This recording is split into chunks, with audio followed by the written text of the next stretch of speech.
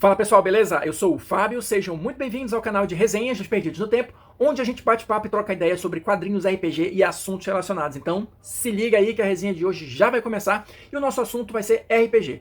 Hoje a gente vai seguir aqui a nossa exploração do Áureos, os Dançarinos da Lua.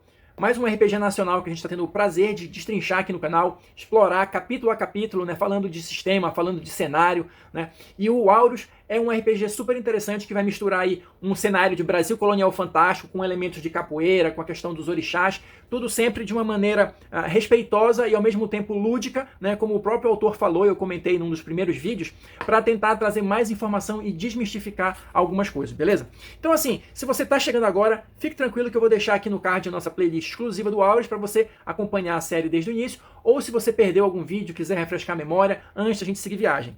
Tranquilo? Mas quem está ligado no movimento sabe que hoje a gente vai começar aqui o nosso segundo vídeo sobre o capítulo 3. Eu comecei a comentar esse capítulo no vídeo passado e avisei que a gente ia fracionar em aproximadamente aí 3 vídeos para poder dar a devida atenção nas coisas. Então, no vídeo passado a gente comentou um pouquinho sobre as jogadas de dados, né, sobre o sistema, que é basicamente o objetivo desse terceiro capítulo, né, falar as regras gerais do sistema. Então agora a gente vai começar a conversar sobre como construir, como narrar uma cena em Áureos, beleza? Então, o livro vai fornecer aqui pra gente uma espécie de guia, né? Uma ordem pra gente analisar aqui, quando a gente for pensar numa cena de Áureos, o que a gente tem que ter em mente. Então, o livro vai trazer aqui 5 passos. Eu vou ler aqui pra vocês. Olha só. Pergunte primeiro e role os dados depois. Evidencie todas as complicações. Terceiro passo, procure deixar espaço para mais complicações. Quarto, utilize complicações que movam a história para frente. E quinto, não há uma ordem de ação, deixe que todos brilhem. Então essas são as orientações gerais para você que vai narrar uma cena, uma história de Áureos, tá? Então, depois desses conselhos iniciais, eles vão ser mais explicitados aqui, tá? Em cada um desses tópicos. Então o livro vai trazer algumas ideias, algumas orientações sobre cada uma dessas sugestões que ele te dá aqui. Então, para a gente passar rapidinho por elas, porque ainda tem mais algumas coisas para a gente comentar nesse vídeo, olha só. O que ele quer dizer com pergunte primeiro e role depois? Isso aqui é o seguinte, você precisa, antes de rolar os dados, né, antes de colocar os dados para jogar capoeira ali no círculo, como a gente comentou no vídeo passado, você precisa saber o que o seu jogador vai querer fazer. Então, primeiro, é preciso que fique muito claro qual vai ser a linha de ação, o que o jogador vai tentar fazer, até para que vocês possam decidir quantos dados ele vai jogar, esse tipo de coisa, o que ele vai gastar, o que ele não vai gastar, etc e tal. E só depois que tudo isso estiver acertado, ou quase tudo isso estiver acertado, é que os dados vão começar a dança da capoeira ali dentro da roda, beleza? Em seguida ele vai falar, evidencie todas as complicações. O que é isso?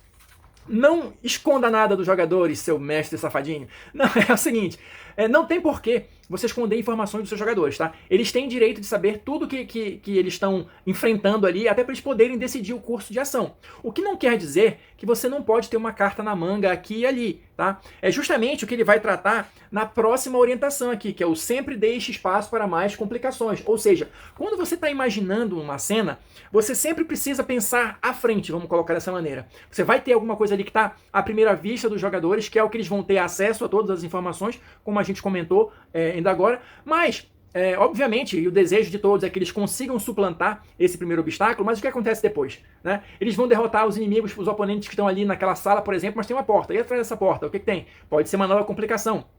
Ou, dependendo da maneira como eles ajam, se eles fizerem muito barulho, pode atrair a atenção de outras pessoas, de outros oponentes. Então, é esse tipo de coisa que você tem que pensar quando estiver imaginando uma cena, né, do Áureos, uma situação para apresentar para os seus jogadores, justamente para que você tenha sempre espaço para uma nova complicação que faça sentido na narrativa, tá? O Áureos também é um jogo, a exemplo do Goddess Save the Queen, que a gente também já fez série aqui no canal, que é muito voltado para a questão narrativa. Então, tudo tem que fazer sentido na narrativa. Por isso que você precisa, previamente, né, com uma certa antecedência, ter uma ideia geral ali de que tipo de complicação você pode colocar além do que está à primeira vista ali dos jogadores, beleza? Em seguida ele vai falar, olha, utilize as complicações que movam a história, tá? Não faz sentido, na dinâmica aqui do Áureos, você ficar colocando inimigo atrás de inimigos sem nenhum propósito.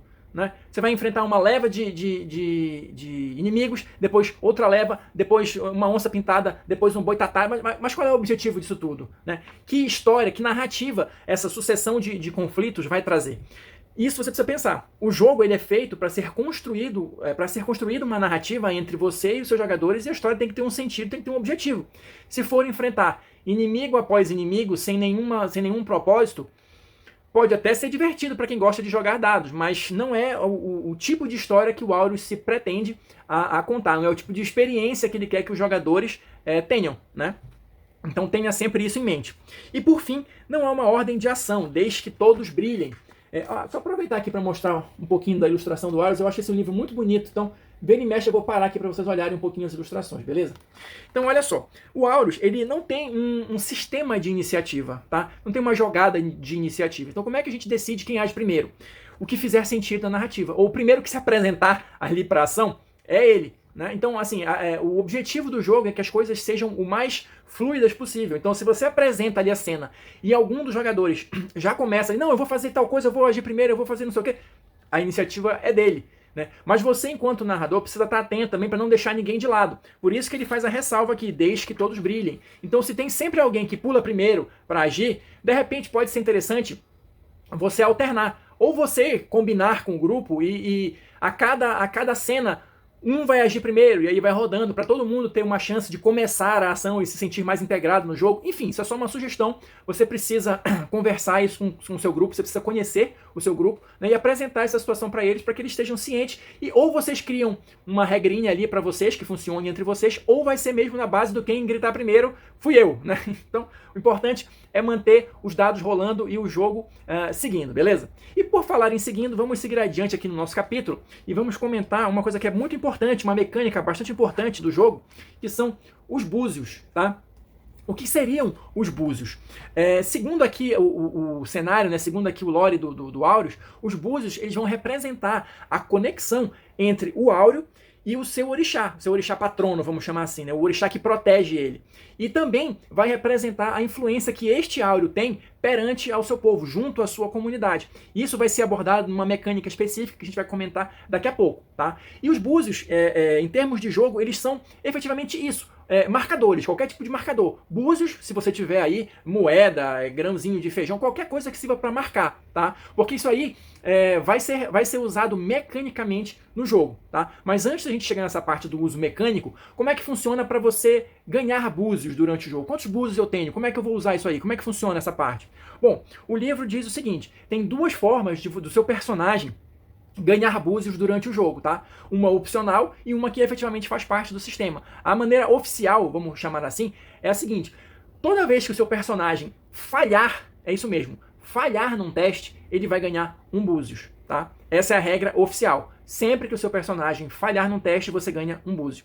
E a regra opcional é assim, sempre que numa jogada de dados, o dado do seu jogador mostrar um número esotérico do orixá que é patrono dele, do orixá que o abençoa, a gente vai falar especificamente sobre os orixás num vídeo futuro, e cada um deles tem um número associado, então toda vez que o seu personagem joga e sai um número esotérico do orixá dele, você pode ganhar um búzio também. Essa é uma regra opcional, você decide aí junto com o seu grupo se vocês vão usar as duas, se vai usar só a regra oficial, beleza? E assim, toda vez que você ganhar um búzio, você vai colocar ele na sua ficha, tá? Eu vou mostrar aqui um pouquinho para vocês da ficha. Ela tem um espaço específico aqui embaixo, olha só, o tabuleiro, para você justamente não se perder e colocar os marcadores aqui conforme você for ganhando os búzios, beleza?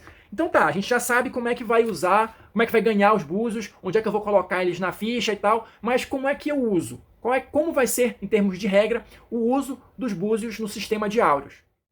Olha só, para a gente começar a entender esse funcionamento, eu vou permitir ler um trechinho aqui para vocês. Olha só, falando do tabuleiro, mas a gente já vai pular para os búzios. O tabuleiro de um áureo representa a força da sua ligação para com seu orixá. Esta ligação afeta diretamente os favores que um áureo pode pedir ao seu patrono.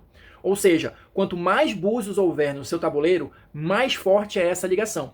Em termos de jogo, o tabuleiro de um áureo tem 3 funções principais, que é justamente as oportunidades, as formas que você tem de gastar os seus búzios. E quais são essas 3? A primeira delas é aqui, ó, invocar um domínio. O que seria isso? Os domínios, eles são tipo como se fossem os poderes específicos que cada um dos orixás concede. A gente vai falar especificamente dos orixás no vídeo futuro, só guarda aí essa informação, tá? O domínio é o poder que o orixá vai conceder para o seu áureo. Em termos de jogo, o que isso significa? Você pode gastar um búzio e você vai ganhar um dado extra naquela jogada específica, beleza? segunda forma de gastar os seus búzios: remover uma penalidade que você ou outro jogador tenha. Em termos de jogo, como é que funciona isso? Você vai deixar de agir, tá? O seu personagem não vai ter ação naquela cena ali, naquele momento. Você vai, em termos de jogo, fazer uma prece para o seu orixá, alguma coisa, se comunicar com ele e tal, pedir essa graça para ele, vamos colocar dessa maneira. E aí você gasta um búzio e pode remover uma penalidade, tá? Somente uma por vez. Você não pode gastar mais de um búzio para remover múltiplas penalidades que você tenha, beleza? É 1 para 1. E a terceira e última forma é a questão da mecânica, é aquilo que eu falei mais no início do vídeo, da influência que o seu personagem tem perante a comunidade. Os búzios, ou melhor dizendo, a quantidade de búzios que sobrar no seu tabuleiro no final da história vai ser utilizado numa mecânica que o livro chama aqui de libertação, né? Toda vez que uma história, que aqui no livro é chamada de causo, termina, existe uma fase que se chama fase da libertação, que você vai fazer uma jogada de dados que vai simbolizar aí o quanto as ações do seu personagem durante aquele causo foram capazes de inspirar outros escravos a fugirem, a procurarem a liberdade e a se juntarem ao seu quilombo. A gente vai comentar um pouquinho mais sobre isso no próximo vídeo, mas só guarda aí essa informação. Então, como é que vai funcionar isso na prática? No final de cada história, o seu personagem vai ter um D8 mais a quantidade de búzios que ele tiver lá no tabuleiro para jogar. E ele vai ter que bater uma dificuldade gerada pelo mestre, tá? Através da pilha de captura do mestre, do narrador. E o que é essa pilha de captura? É o seguinte, eu acabei de comentar aqui que você tem duas formas de gastar os seus búzios durante o jogo, né? Você pode ali invocar um domínio e você pode remover uma penalidade. Mas toda vez que você gasta um búzio durante o jogo, durante a história, esse búzio vai para o mestre, tá? Você entrega para o mestre o búzio. Por isso que é importante que tenha um marcador ali, para ninguém se perder, para ninguém enrolar ali na continha, tá? Então, entrega o búzio, entrega o marcador para o narrador, e no final das contas, ele vai somar todos os búzios que ele tiver e pode usar na pilha de captura dele. Mas não é só para isso. O narrador também pode utilizar esses búzios ganhos de outra maneira durante o jogo também. De outras duas maneiras. Então, vamos ver quais são elas. Então, olha só. O narrador, ele vai ter também, olha, a pilha de captura dele. Tá, que vai ser formada por todos os búzios que todos os jogadores gastarem durante a história e vão entregar para ele. E ele pode usar essa pilha de duas maneiras. A primeira, olha, é usando... Aqui mais uma ilustração, caravela, bacana.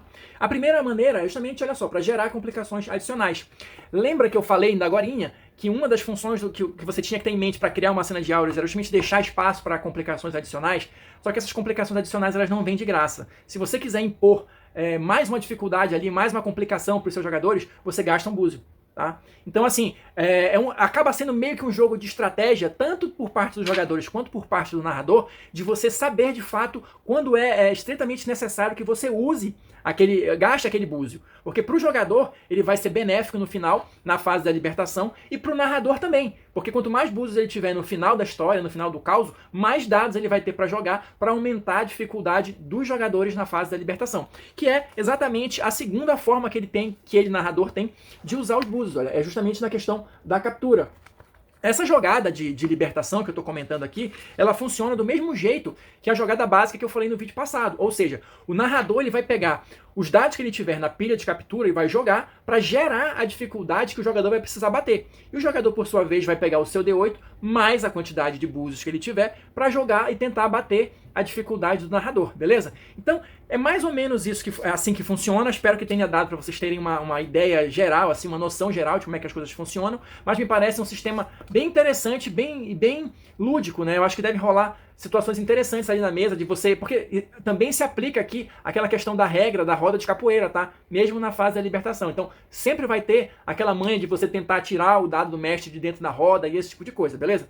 Mas é mais ou menos assim que funciona. A gente ainda tem alguns assuntos para explorar nesse terceiro capítulo, né, de sistema, mas por hoje eu vou ficando por aqui. Espero que vocês tenham curtido. Se você assistiu até aqui, muito obrigado. Deixa aí seu like, seu dislike, seu comentário, que é muito importante. O que vocês estão achando aí do Áureos, tá? No próximo capítulo, no próximo vídeo, melhor dizendo, que provavelmente vai ser o encerramento desse capítulo 3, a gente vai falar um pouquinho de danos, penalidades e mais algumas coisinhas referentes ao sistema do Áureos, beleza? Então, a gente se encontra na próxima resenha.